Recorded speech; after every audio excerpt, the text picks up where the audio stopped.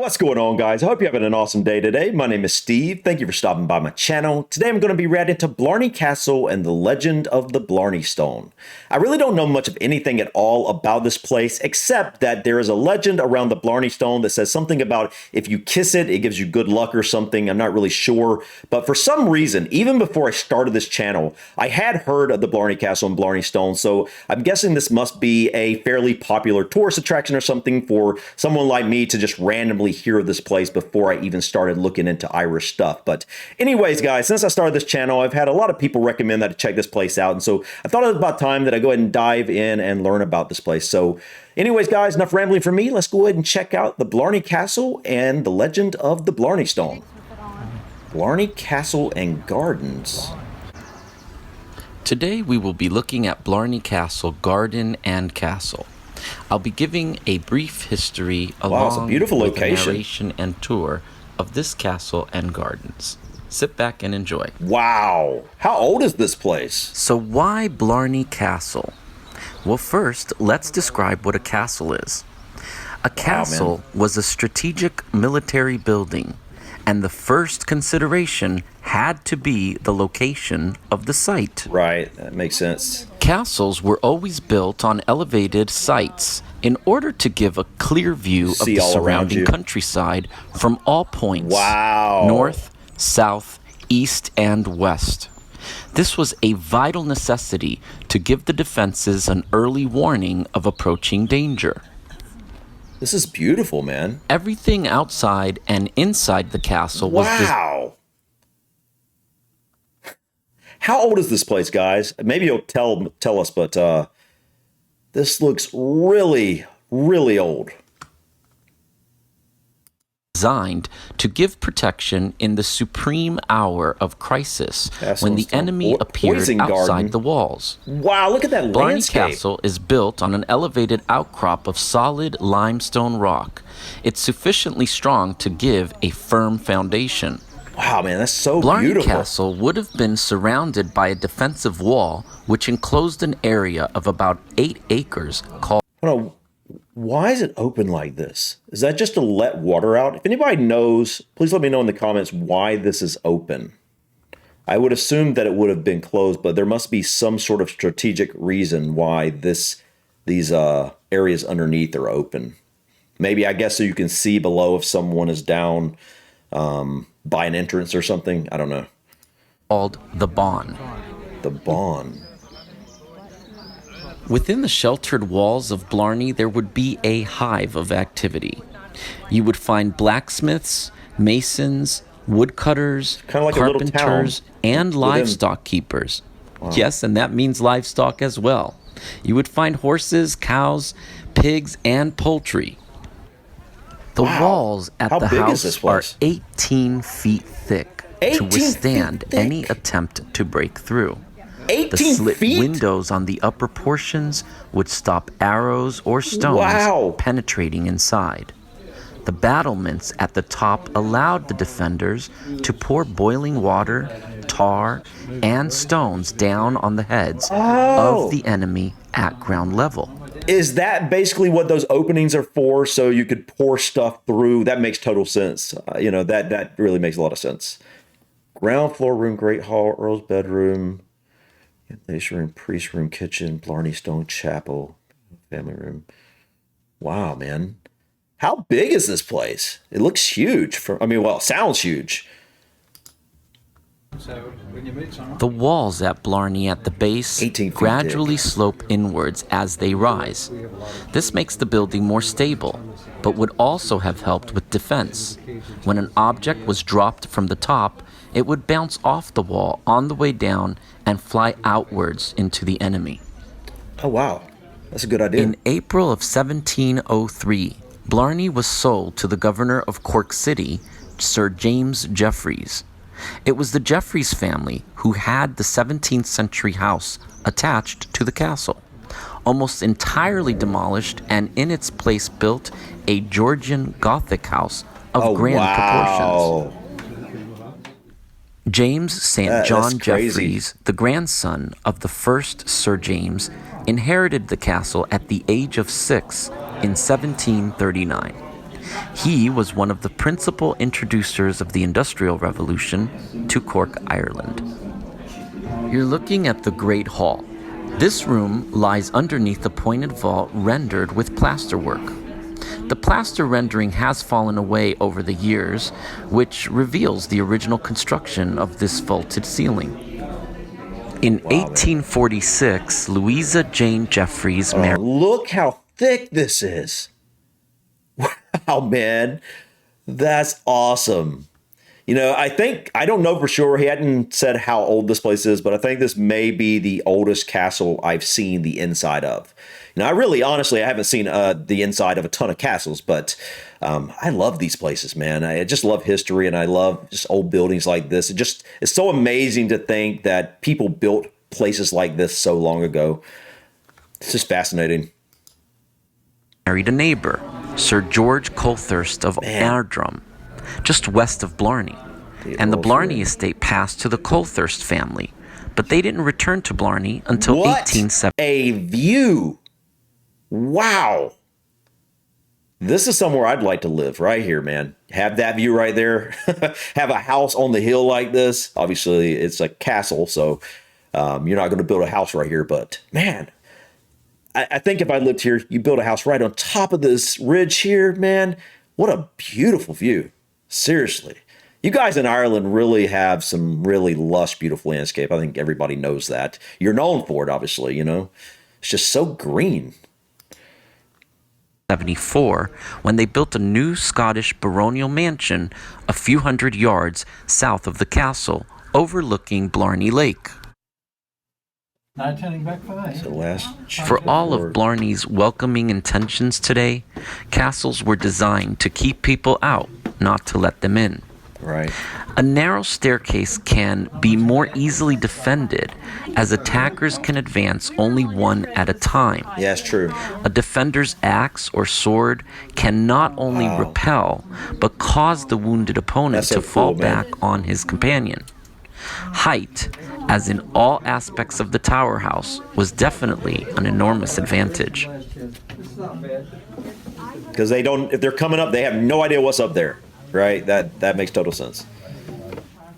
When you walk into Blarney Castle, there was a great iron gateway with its interlaced bars. The visitor now has the experience of stepping into Blarney Castle. Besides the guard room, there were two features in the small entrance lobby, illustrating that point. The first thing was a spy hole through which all visitors could be scrutinized from within. More deadly is the murder hole, which was overhead. The stone slab, when removed, left an opening through which an undesirable intruder would be attacked with a pike, sword, or boiling tar or water underneath. Wow. The 99 steps to climb up Blarney are steep stairs. They include a rope to grab onto, so it was definitely difficult for any intruder to make it to the top.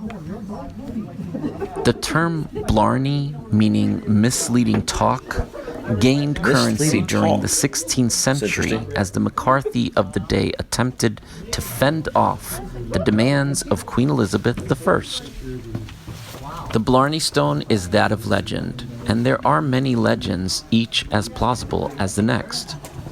One is said to have been the stone used by Jacob as a pillow when he dreamed of a ladder extending up to heaven with angels ascending and descending on it. The stone was brought from the Holy Land after the Crusades. Wow. A further legend tells us that Cormac McCarthy, the builder of the earliest part of the castle, rescued an old woman from drowning in a lake. The woman turned out to be a witch, and witches could not cross over water. In gratitude, she told him of a certain stone already in the castle that had magical properties, and that he could benefit by kissing it. However, the most elaborate and romantic legend concerns the Queen of the Fairies in South Munster, who was the beautiful daughter of a leading druid. She fell in love with a gallant young man who broke her heart by not returning her love. he was killed in battle, and she found his body on a stone on the banks of the River Lee, just south of Blarney. His blood had soaked through the stone. There she grieved, her tears joining his blood in the stone, which she continually kissed. Wow. This caused her magical powers to be absorbed by the stone itself. Driver said. A further version of the legend tells us that Cormac McCarthy, being troubled by some intransigent problem, was advised by the Queen of the Fairies that this stone on which she had wept had been built into the castle, and that if he kissed it, his difficulties would be resolved. And so it was. Cormac therefore had the stone taken to the top of Blarney, where it is to be found today. Okay, so it sounds like there are a ton of different legends surrounding this, and everybody has their own version. So please let me know in the comments, guys, what's your favorite version of this legend with the Blarney Stone? What do you believe is the most accurate legend surrounding this stone? You know, I was going to pause it just a second ago. I don't know if I'll be able to find it. I was going to ask, what is this place? It was like a beautiful house. Okay, I think it's past that. Where would it be? I'm not going to pause too long. I just want to see where 804. I'm just going to see if I can find it real quick. Where was it, man? I wanted to see that. That was beautiful, whatever it was I was looking at. I might not be able to see it. Let's see. Oh, this right here. This over here in the woods here. What is that? That is a beautiful house, man. I'd like to look at that, you know, at some point. If you know what this is, guys, at, you know, minute 7:02 in this video, what house is this? You know, I'm going to try to check this place out because this looks pretty cool. But, you know, let's get back to the video if I can. Yeah, here we are. What's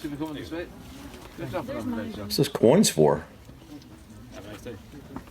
Whatever its origins, the powers of the Blarney Stone, the Stone of Eloquence, are unquestioned. Thank you.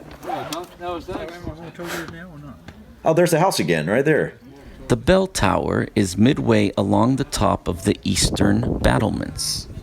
The north pilaster supporting the arch is built on top of a chimney stack that served the fireplace in the great hall you saw before. As you could see, these steps are narrow. They are numerous, and the space feels 99, confining. right? But if you're determined to have the gift of eloquence, climb up, challenge yourself, kiss the Blarney Stone. Oh, yeah. If you go there, you've got to go up to kiss the Blarney Stone. I mean, you have to. How can you go to Blarney Castle and not go up and do that? Obviously, unless you literally physically can't, and then I understand. But, you know, when if you can't get up there, you have to. You'll have the experience that a lot of people don't know. The gardens. The gardens of Blarney Castle are beautiful.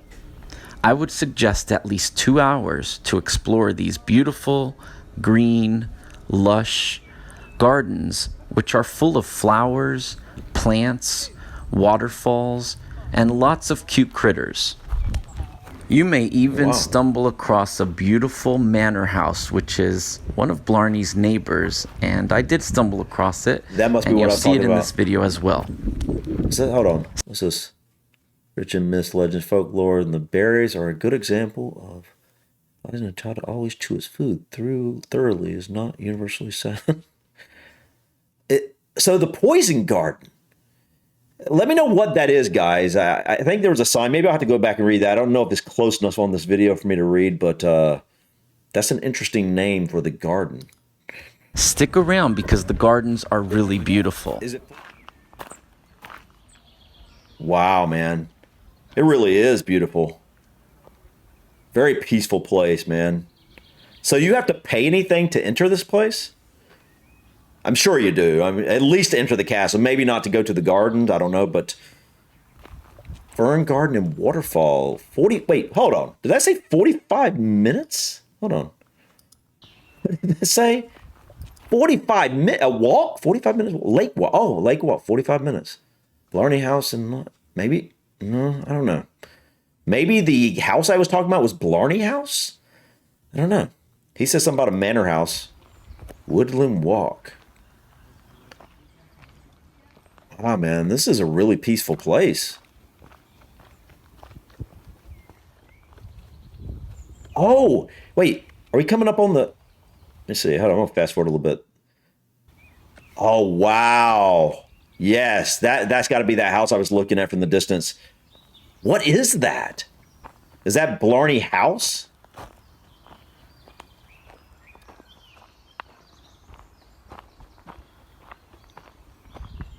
Yeah, this is a really beautiful walk, guys. Very peaceful place. All you hear is the birds. Love it, love it, love it. I'm a sucker for nature. I'm a sucker for history. And I'm a sucker for gardens in general. I love it, man. I used to do landscaping, and just I love working with plants, and I just love beautifying nature and things like that. Just something I really enjoy. It's a good garden is definitely a piece of art. It's a piece of living art, you know, and it's just, I mean, it's amazing. Some of it's wild like that, and that's just as beautiful as the stuff that was planted, you know.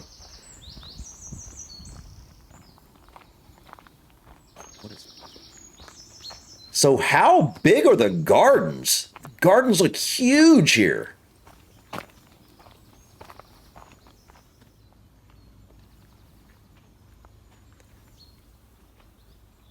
Oh, wow, man.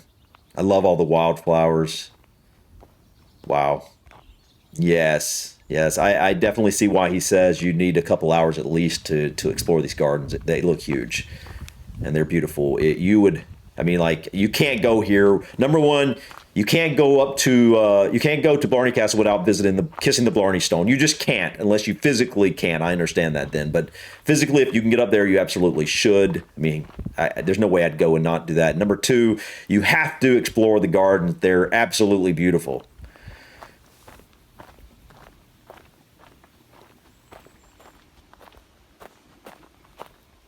Okay, this looks huge. I mean, this looks way bigger than I was expecting this to be.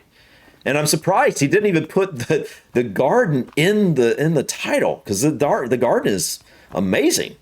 It's a huge part of this area. This is a huge part of the Blarney Castle experience, in my opinion. At least it looks like it, you know. Oh wow, look at that. That's beautiful. Love this little stairway up here. Waterfall. This is very peaceful. That's a great place to go and sit on a rock and meditate, seriously. Wow. That's beautiful, man. They did a great job designing this. What is that? This is the type of place I could go and I could literally spend days just exploring every nook and cranny, man. I love that type of stuff. All right, guys. I think that's pretty much it of the video. This is an amazing place, guys. I mean, the castle is awesome, but then you have the legend, and that's cool. I love that type of thing, but these gardens just add so much to this place. You know, if you're coming to visit Blarney Castle, you're probably going to spend, I'm guessing, maybe an hour or so, you know, checking it out, exploring it a little bit, and you're going to go up and you're going to hopefully kiss the Blarney Stone, and I'm guessing that's going to take about an hour or so total. It's going to be a really cool experience, but then when you get done with that, to explore these amazing gardens just is so much more to this place, in other words, than just the Blarney Castle. But guys, I thought this was amazing. I thought he did a good job with this video, showed you know, what I think is probably the most important things to see with this area, this place. And sounds like there's a lot of different legends surrounding Blarney Stone. It's really interesting. I'm going to look into this a little bit more. But guys, I love this type of place. I love the history. I love these beautiful castles and architecture and just gardens. I love just all of this type of thing. So please feel free to leave other things like this in the comments that you think I might enjoy checking out. I do check out the comments, and I save and I bookmark recommendations and things. I try to check them out later on. But yeah, guys, thank you so much for stopping by. Please click that like button. Feel free to drop your comments or suggestions about this video or others. And don't forget to subscribe to continue to follow me on my journey to discover my British and Irish ancestry. Until next time, guys, peace.